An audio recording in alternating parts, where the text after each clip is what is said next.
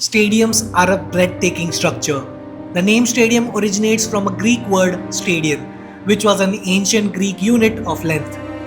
Growing up, I used to watch megastructures on National Geographic. It was just limited to TV. I could not get experience of a stadium until my 20s when I went to see a cricket match. It's a structure that brings people together with joy. One such event which brings everyone together is Olympic Games, a global event that not only showcases the pinnacle of athletic achievement but also transforms cities with architectural marvels. I'm rooting for India in Paris Olympics 2024, and being an architect myself, let's talk about architecture and Olympics. But can architecture be grand and sustainable at same time? Stick around because by the end of this video, we will reveal if it is truly possible.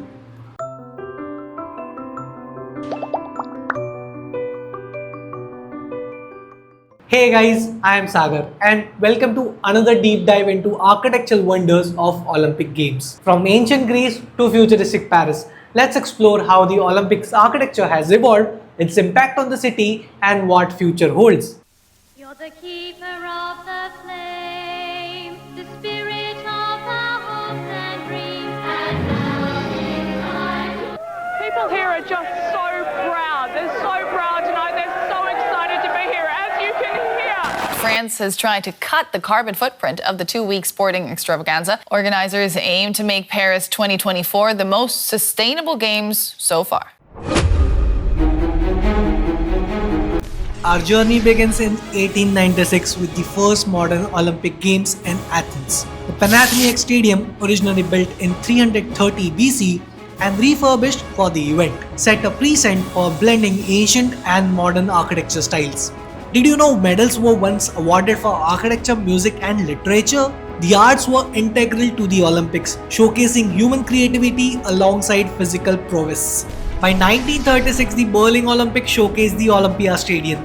Designed by Werner March, it's a political statement merging modernist elements with classical grandeur.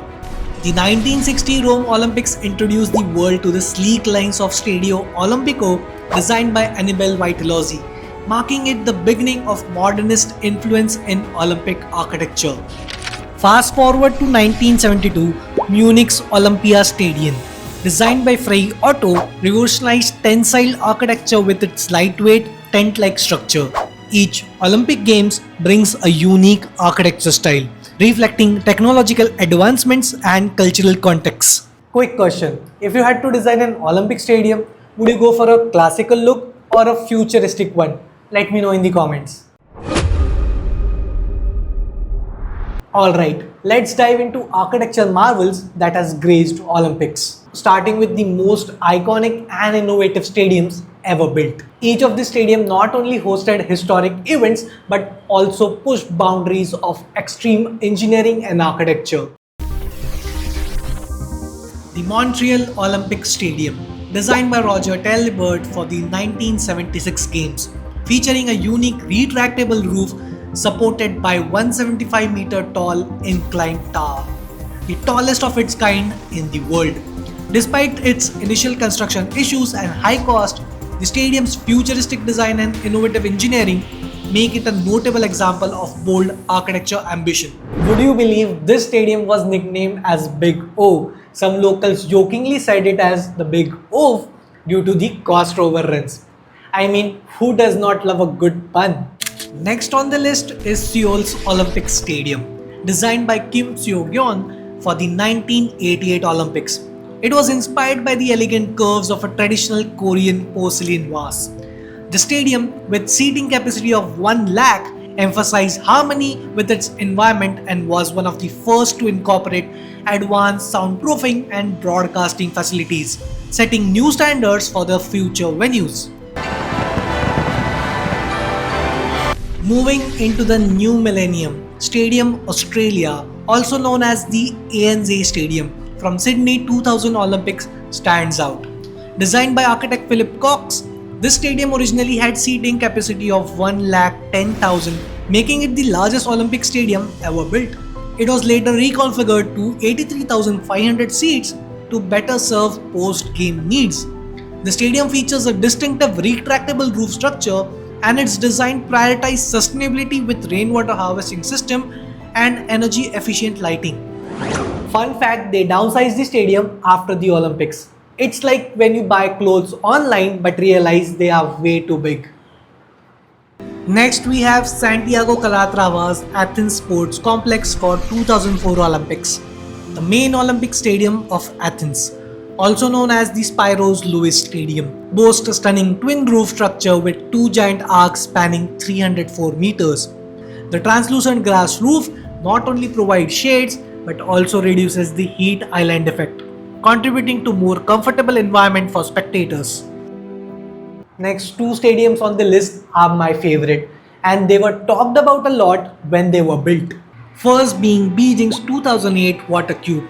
Designed by PTW Architects and China State Construction Engineering Corporation, the structure uses ETFE, ethylene tetrafluoroethylene, a lightweight and flexible plastic in its bubble-like exterior.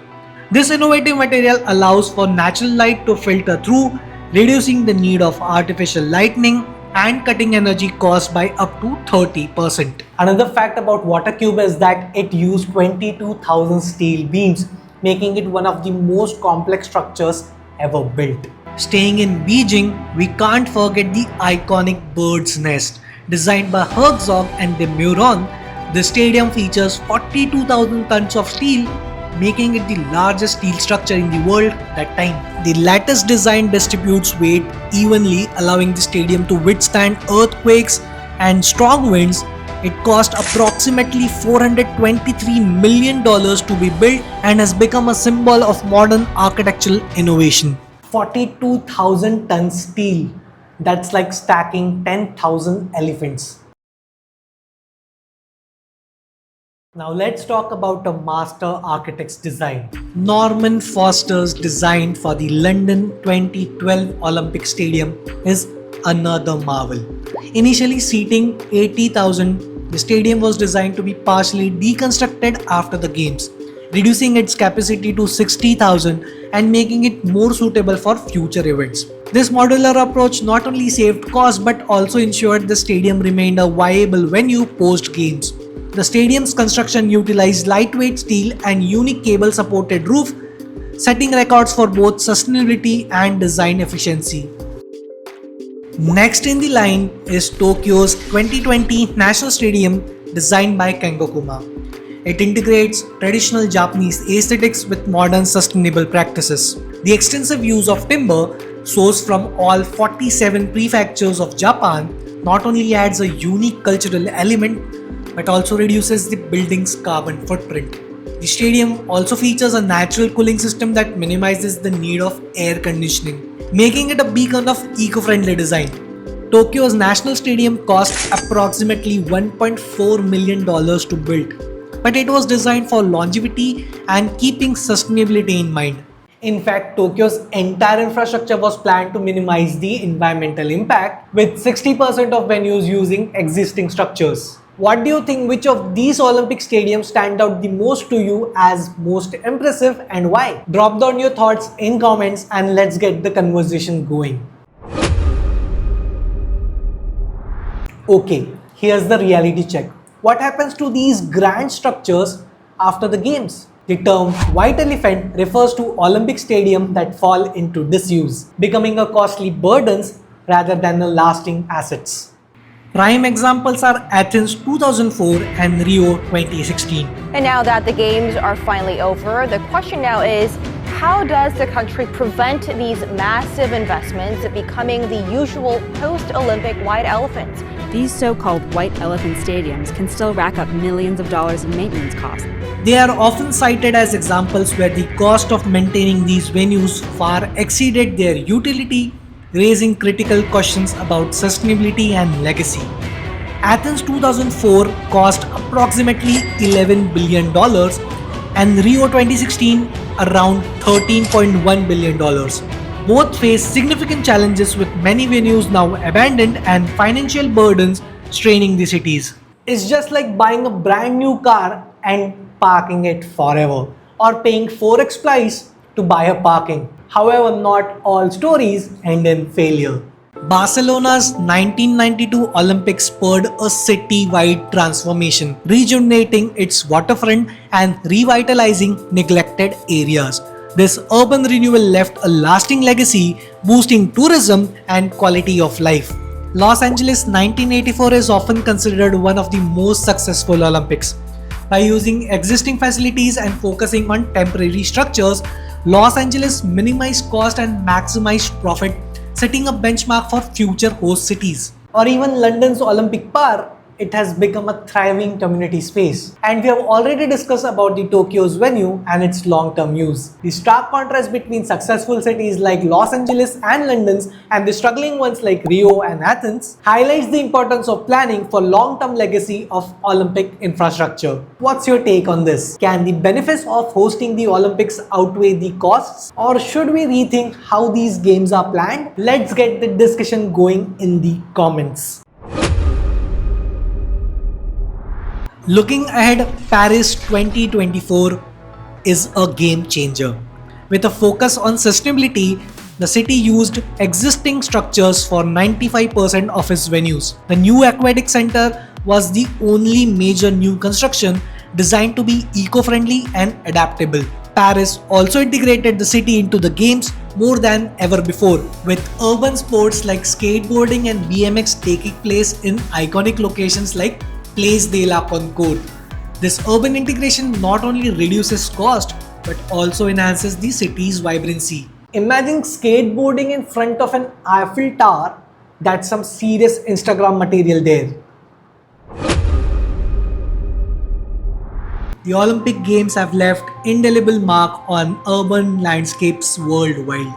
From turning greenfield sites into bustling neighborhoods to revamping entire city districts, the games are much more than 2 week spectacle.